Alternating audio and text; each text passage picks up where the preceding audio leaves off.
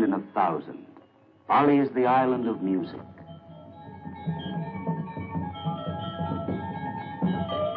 And of the dance.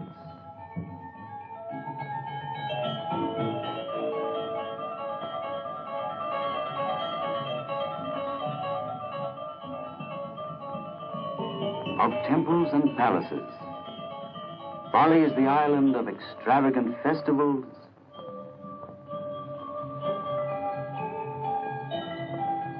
and fabulous food.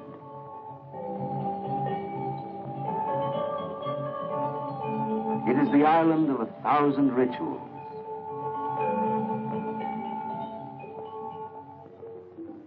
Bali is the Isle of the Gods.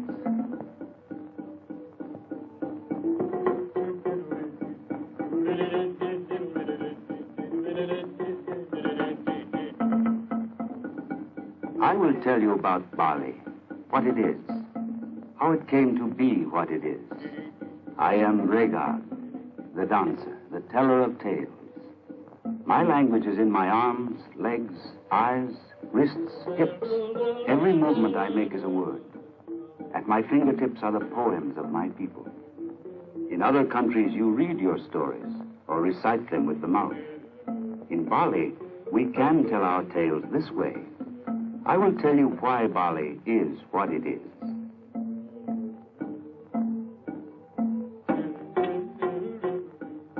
Watch closely.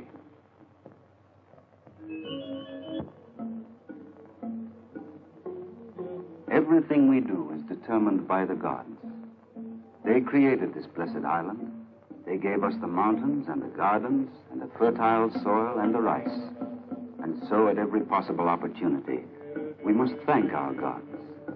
Thank them with music and dance and food. Every day of the year, somewhere on the island of Bali, there is a festival to honor the gods.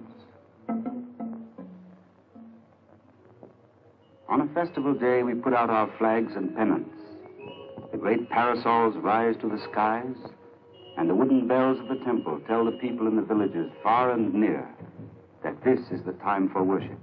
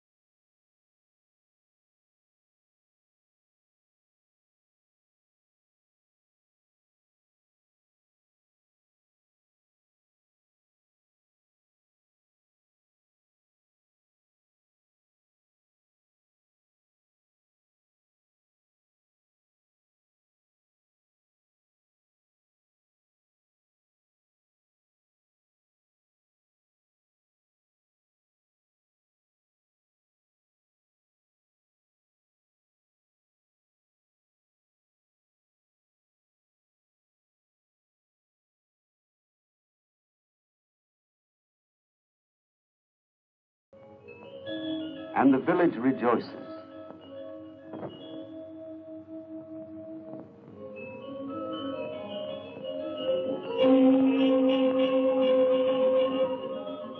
Once more, we have paid the necessary compliments to earth and fire and water. There are many things to learn about the gods on Bali. Every Balinese must start learning the art of worship at a very early age. From the earliest possible moment, we teach our children how to dance, for the gods love dancing.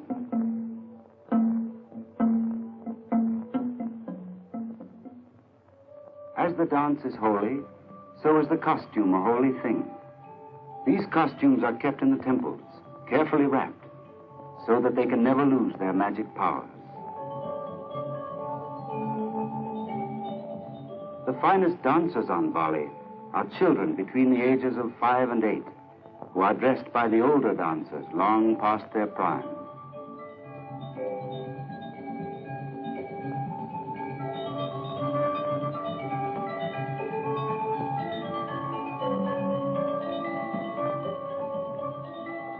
The makeup is an art in itself. One starts to learn its mysteries when one is 4 or 5. At the age of 8, one becomes adept at it. The headdress must be handled with infinite care.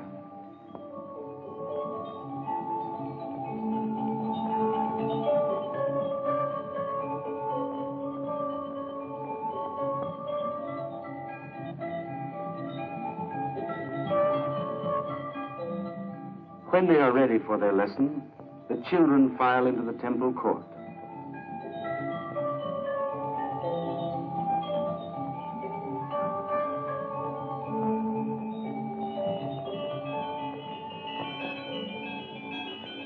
Obediently, they take their places, and the lessons begin. Our teachers are the famous dancers of yesteryear. We do not pay them to do this teaching. That would be an insult. We feast them and give them presents of coffee and cake and tobacco.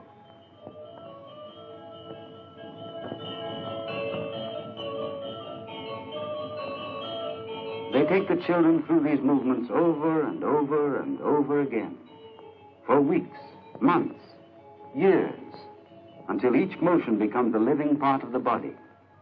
Do not be amazed that our children can dance like this for hours and hours and show no sign of fatigue. When they dance, they are not in this world. They are in a world where the body never grows tired. They are in a trance.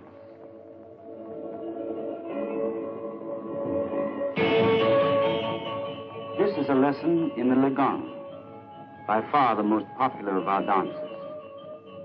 The music for the Legang is provided by the Pelagangan Orchestra, one of the largest of our orchestral ensembles.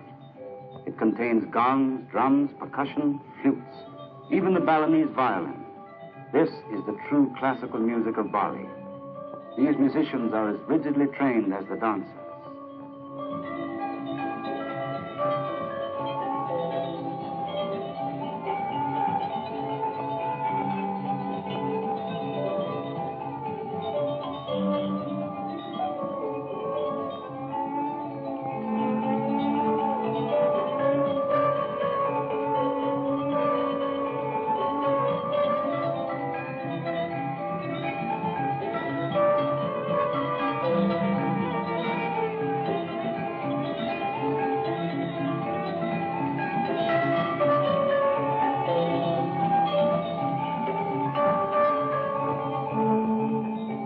The Legang tells the ancient story of the wicked King Lasem and the beautiful Princess Rangesari.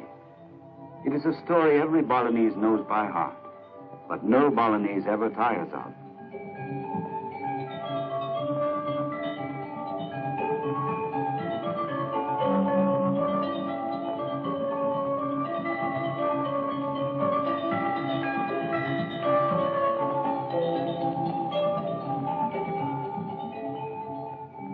In a lifetime, a Balinese sees the Legang 1,000 times. He would gladly sit through 10,000 more.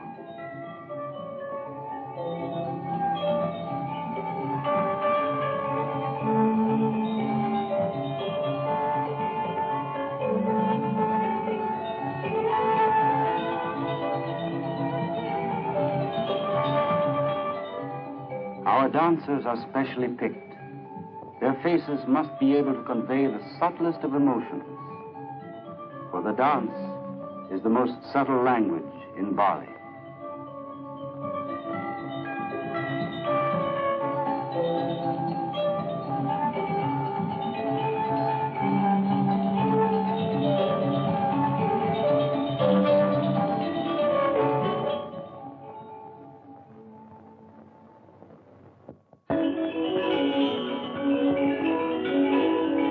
And here is our puppet show, another way to teach our young ones the proper reverence for our gods and our ancestors. This is the shadow play of Bhima, the great hero who wandered all through the universe in search of wisdom and landed in the underworld and fought bravely with the demons down below. For the gods live on the mountaintops, and the devils and demons live deep below the sea. We creatures of flesh and blood exist always between these two, the good and the bad, the gods and the devils.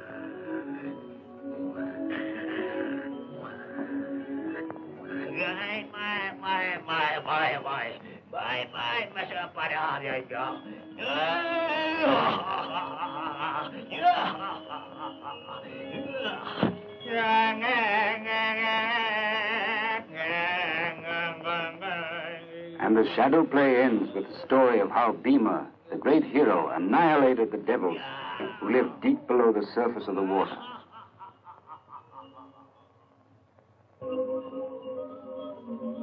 Water is a holy thing. It must be kept clean and pure. It is one of the three great forces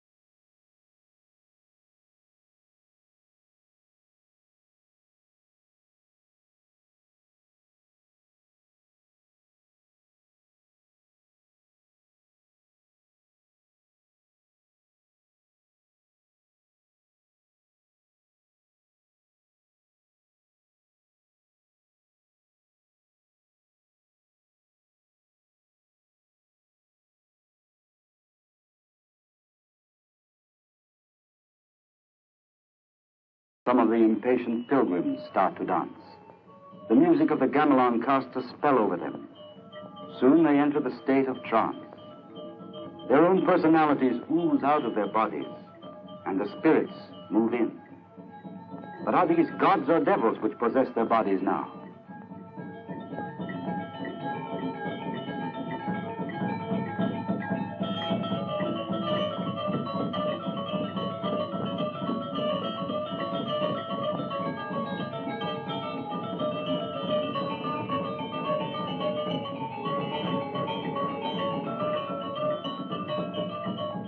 The woman offers a live chicken to one of the dancers. He bites its head off and swallows. Surely it is the devil inside of him. This one dances with the double-edged daggers, the krish. There is a demon inside him, too, which tries to force the dancer to stab himself.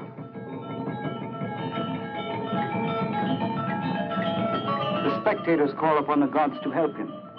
The gods give a magic to his skin, which prevents the krish from cutting him. The struggle continues until the demon is completely subdued. The holy water brings them out of the trance.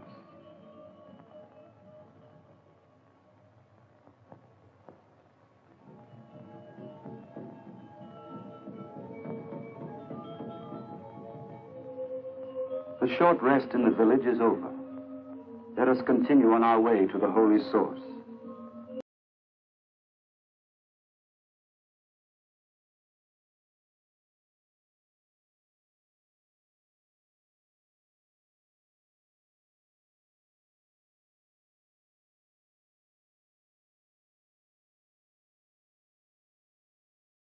Move in a zigzag fashion to throw the spirits off our track. Let us avoid the bridges, too. Let us rather walk in the water to throw the demons off our trail. It is a long march over the open plains, over the rice fields.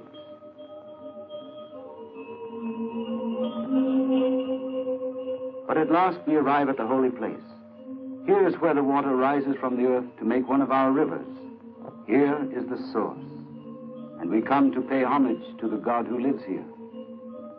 We quickly erect our small open-air temples, and the priests pass among us to bless us with the holy water. Extra blessings, always extra blessings for the children.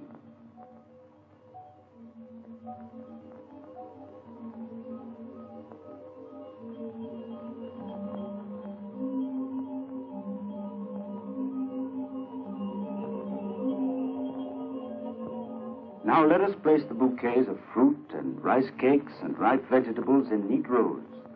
For the gods are careful eaters, and no woman in the world can match the Balinese women in the artistic arrangement of food, more elaborate than the wedding cakes of the countries over the sea, more colorful than sunsets and rainbows. This art of arranging food is one of our more important arts. Now, let the priests bless the food. A final dance to honor the deity of the source, with drums and gongs.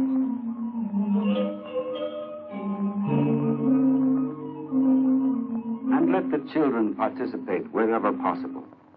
Always the children.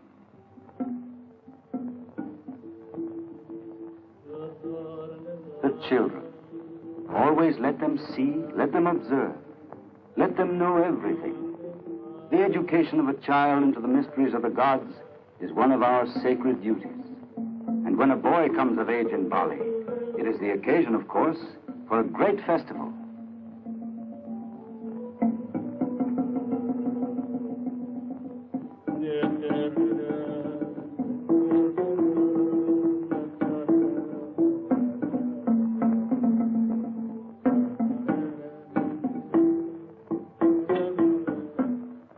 First of all, the boy's teeth must be filed.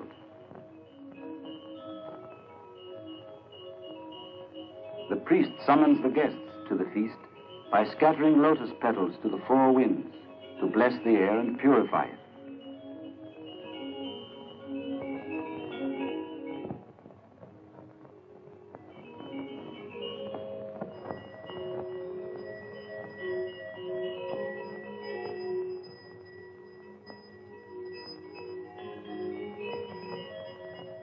One of the elders of the village, a specialist in these things, performs the necessary rites. The filing must be carefully and artistically done. Though the pain is intense, this young man must remain quiet. It is a day of great rejoicing for the young man and his family.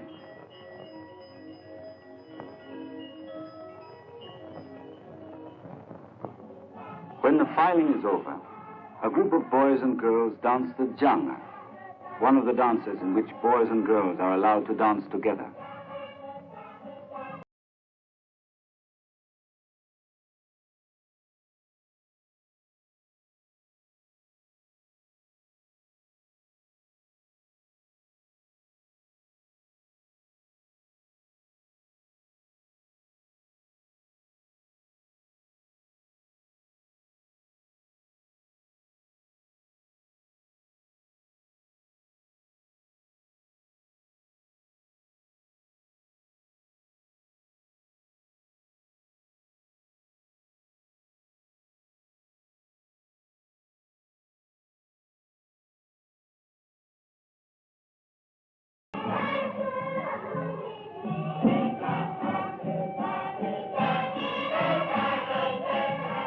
The most exciting of all our religious entertainments is the Calonarang, in which we tell our children and ourselves the story of Rangda the witch. Unfurl the highest fence. Today our village will perform the magnificent Calonarang, the greatest and the finest of Balinese plays.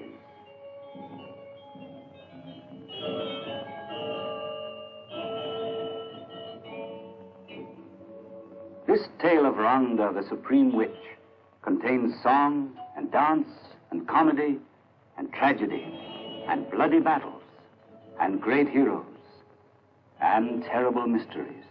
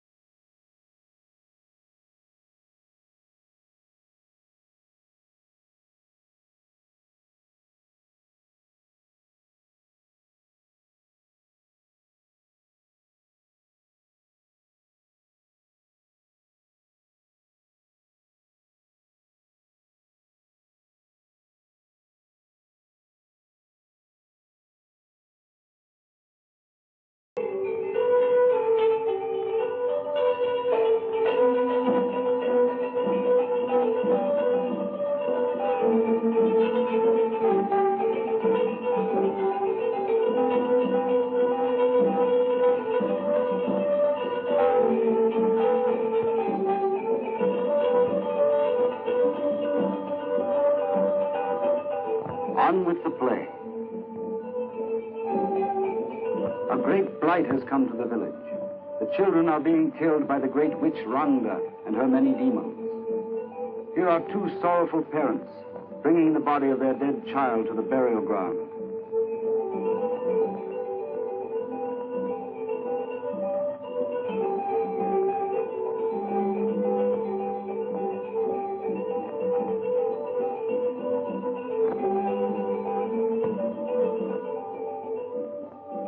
The body must first lie in the earth to be purified.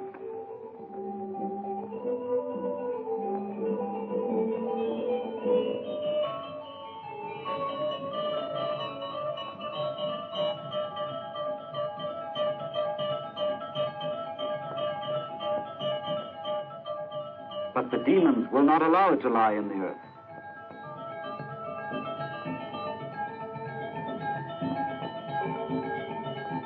Rangda has ordered these demons to dig up the child's body.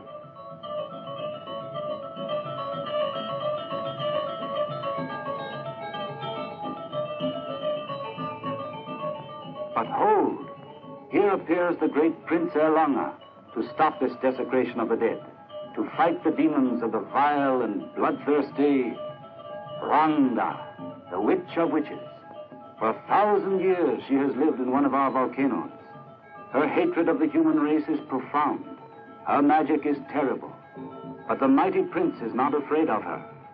Fearlessly he attacks her. And Erlanga's men join him in the battle against the witch. They must fight with more than human strength. They must invoke the strength of Barang, the lord of the jungle.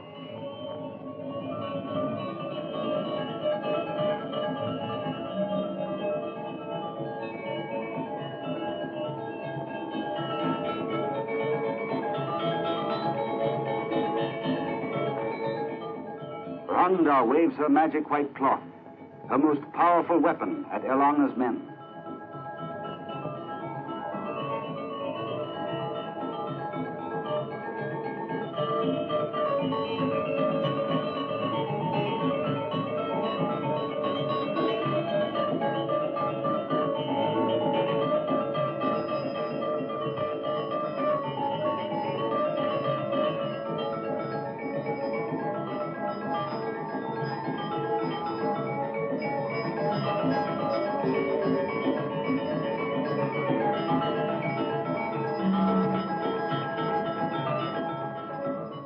Such is the magic of this white cup that it makes the dancers turn the creatures against themselves.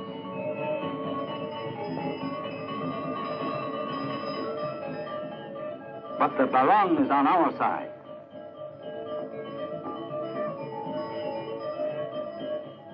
It is his good magic, plus the magic of the priests, that gives to the flesh of the fighters a new magic, and the sharp points cannot penetrate their bodies. In the frenzy of the battle, the dancers become possessed. They are no longer acting. They are in a state of trance.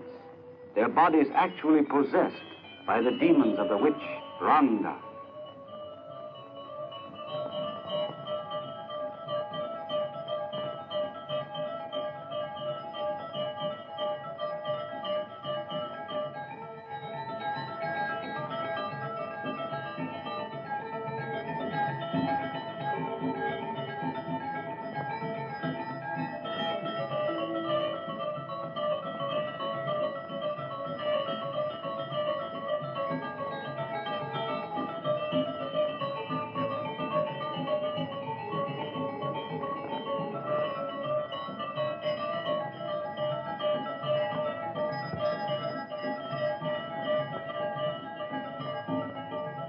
The evil magic of Rangda causes them to faint. It takes the holy water of the priests to revive them. By the holy water, the magic powers of the Barang, and the goodwill of our gods, we drive the evil witch Rangda away from our children and our food and our villages.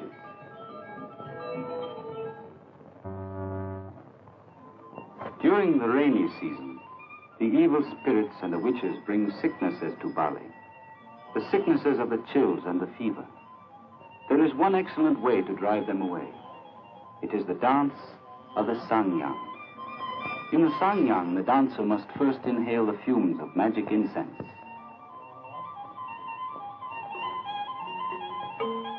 Choruses of men and women sing and chant while she bends over the incense bowl.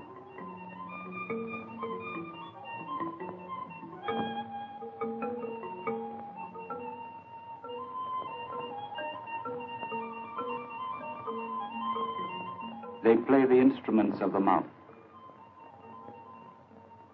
Her name is Rangak. She is 8 years old. She was selected to be a Sanghyang dancer above all the other girls in the village because she has special psychic powers and because she is so fair. No god would be reluctant to inhabit her body for an evening.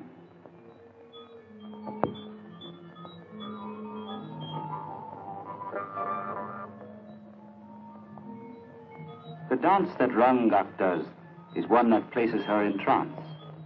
When she has attained the trance, then she will lose all sense of herself. Herself will leave her body.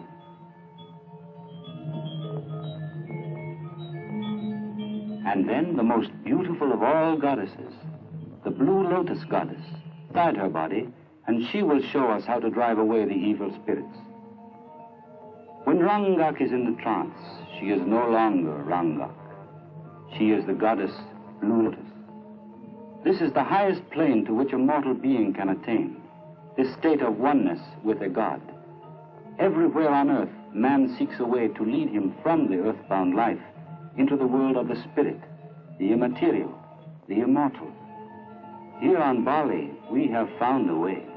It is in the dance, which leads to trance. Now the goddess is in her body.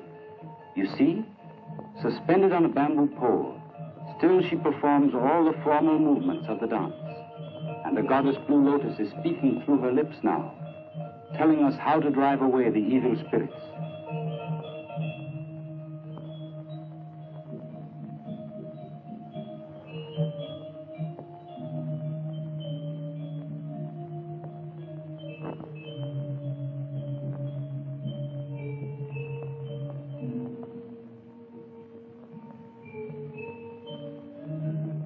Then, when the goddess has given us the necessary information, she leaves the body of the little Sanghyang dancer, and Rangak becomes Rangak once more.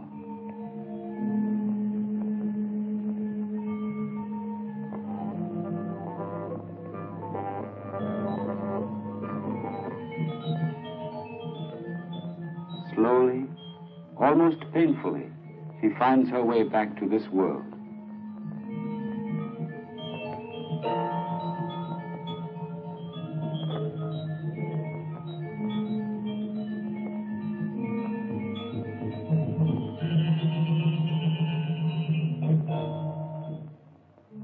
Now it is the boy's turn to go into the trance, to lose his own identity, to invite one of the gods to inhabit his body.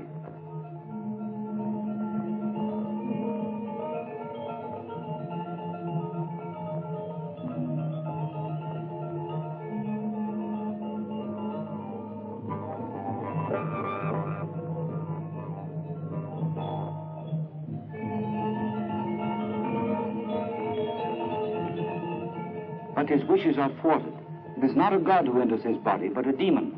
Save him. Subdue the demon. Drive it from his body. It takes 6 men to hold him. 6 men to hold down one ordinary demon.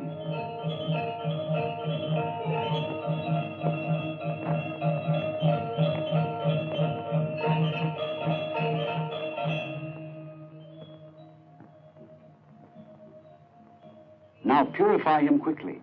Throw the holy water in his face. Bring him back from the land of the devils quickly, or the demon may inhabit his body and brain forever.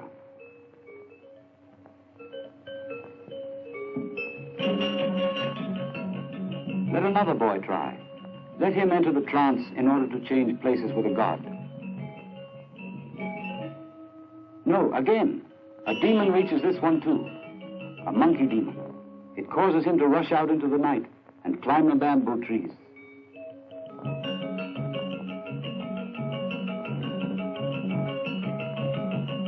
And to eat rubbish on the ground like a true monkey.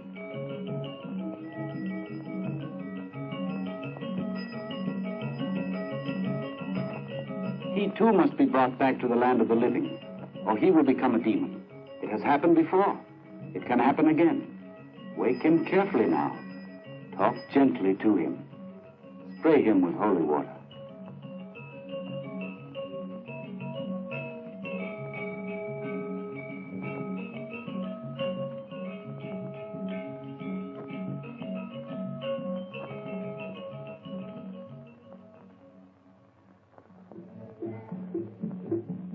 Now that the Sanghyang dance is over, it is time for the group dance, the Ketchak. Now the entire village must sing songs to the gods, begging them to drive the evil spirits away from our village.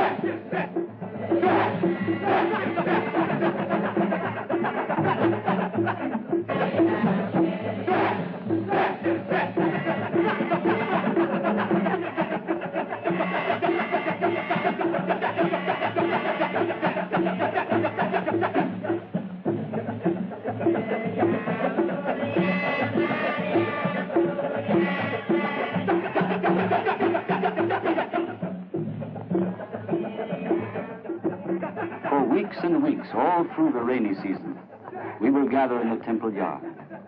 The Sanghyang dancers will perform, and the Ketchak dancers, until the moon comes bright over Bali again, and the rains and the fevers are gone, and the tigers stop howling at night, and the wild birds stop hooting, and the demons will go back to their homes under the sea, and there will be no more sickness in the village.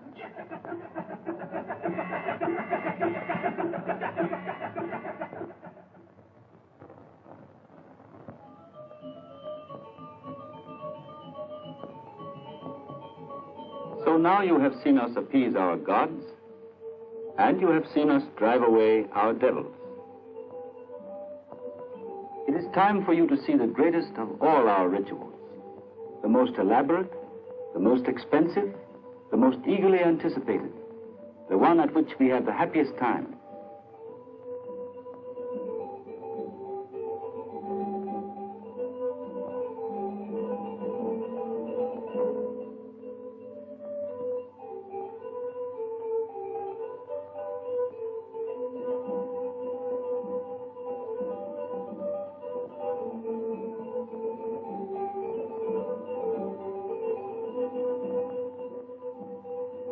For weeks, for months, the preparations for this festival have been going on.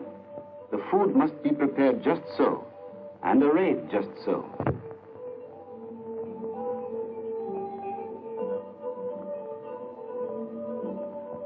And of course, it must be blessed with liberal sprinklings of holy water.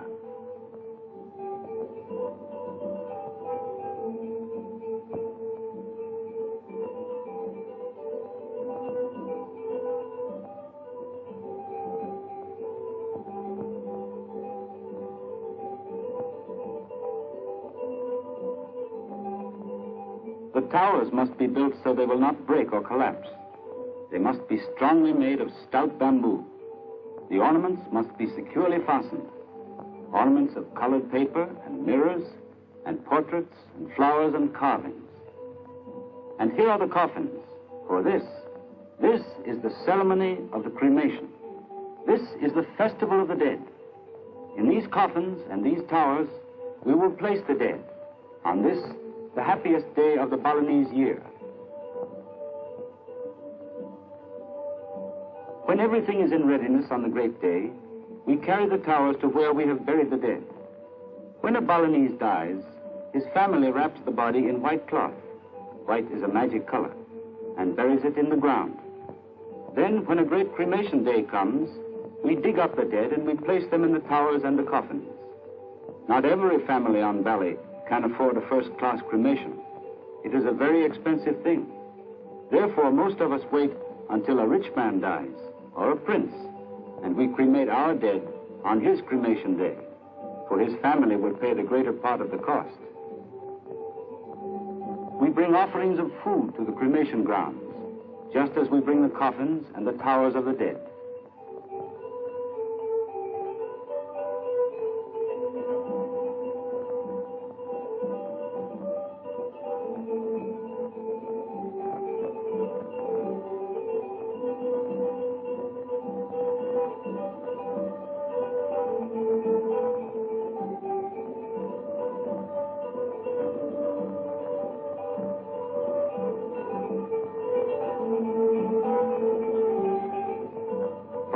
over the island, from the hills, the people are coming to the beach, carrying food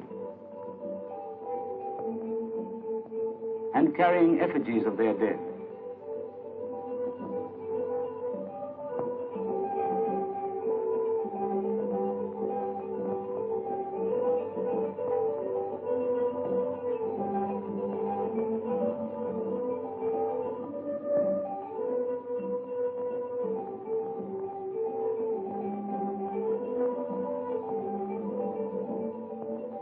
Now we must bring the corpses to the towers.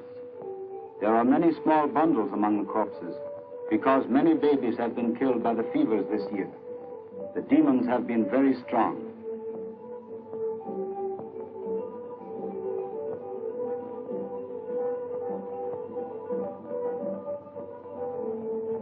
We place the corpses in the towers.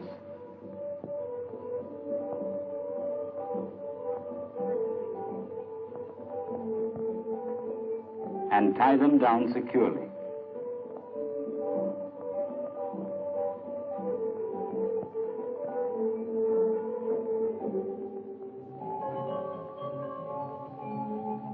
And when the towers are full, we carry them to the last lap of the journey, to the rendezvous, to the cremation ground.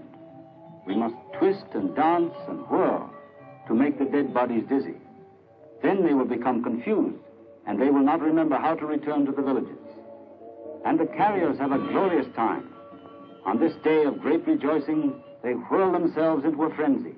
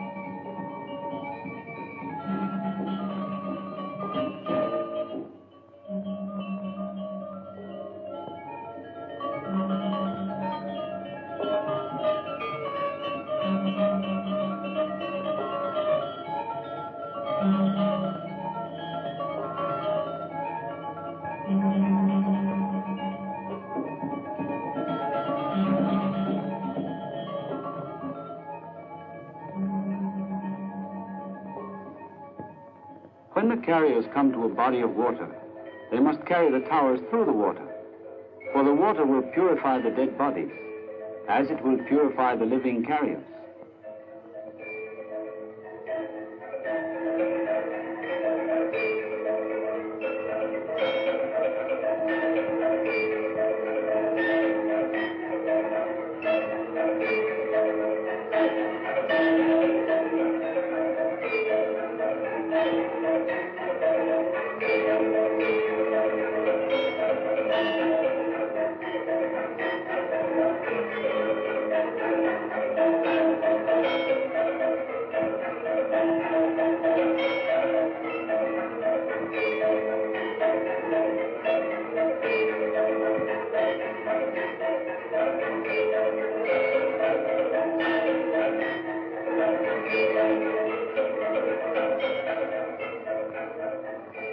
The cremation ground is filling up.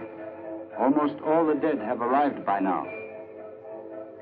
You can tell the wealth of a family by the size of its tower. The high towers are for the rich and the noble. The small towers are the best the poor can afford.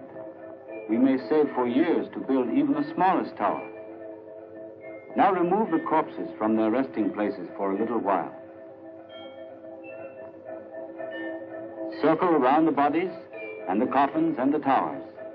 Pay your last respects to the friends and brothers, sons and daughters who have left us.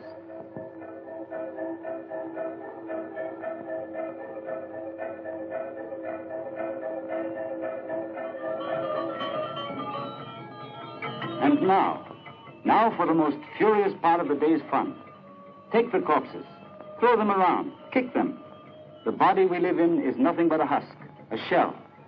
But now that the soul has fled from the body, what good is the body, the husk, the shell? Let us show our scorn for it by thrusting it from hand to hand, by kicking it, by abusing it. Now, is everything ready? Are the corpses ready?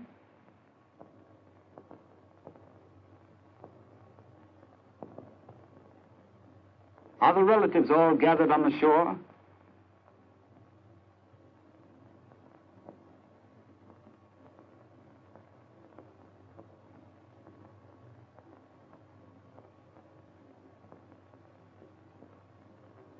Are the musicians ready?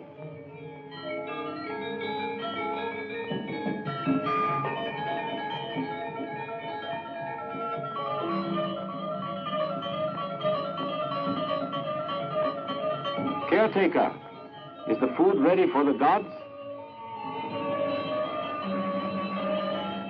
Pig, of course, and fruits and vegetables, mixed with the most delectable foods on the island, such as crickets and large ants and dragonflies. Rice cakes, of course, and deliciously cooked lizard, and all arranged in the most artistic manner possible. The towers and coffins, all in position?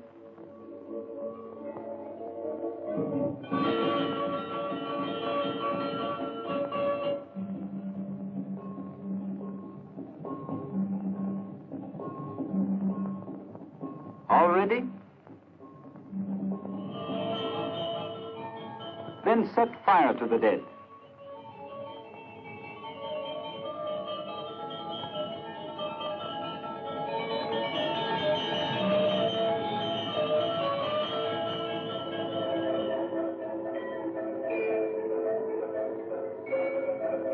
Let them burn until there is nothing but ashes left of our brothers and sons and wives.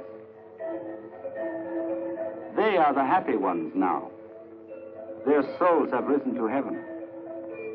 All our lives long here on earth, we living ones try to reach that heaven by mortal ways, by rituals and dances and music, and by magic tricks, and by trance. But we know that these are only halfway measures. There is only one sure way to reach the true heaven, and that is to die. These fortunate people here in the fire have attained that happy state. That is why we rejoice for them. That is why this is the most festive occasion on the island of Bali. The corpses have been purified in the earth and water. Now, after this final purification by fire, the souls are utterly free from the bodies at last. They are in heaven.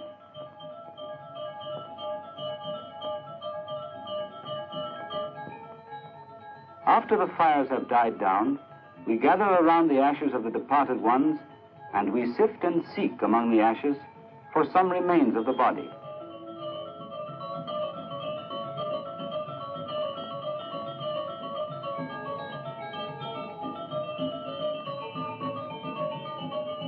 These remains we take down to the sea in silver bowls, and we wash and purify them again.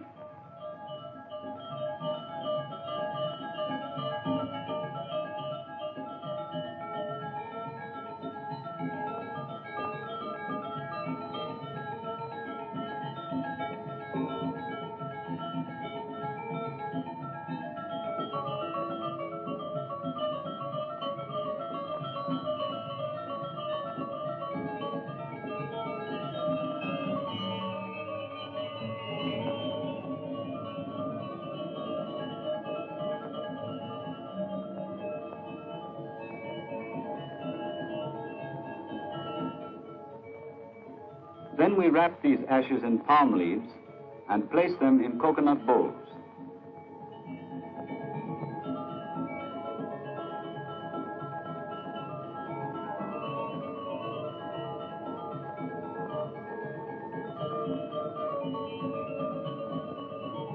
The coconut bowls we wrap in a white cloth. And we place these bowls of ashes on a common altar, along with many flowers.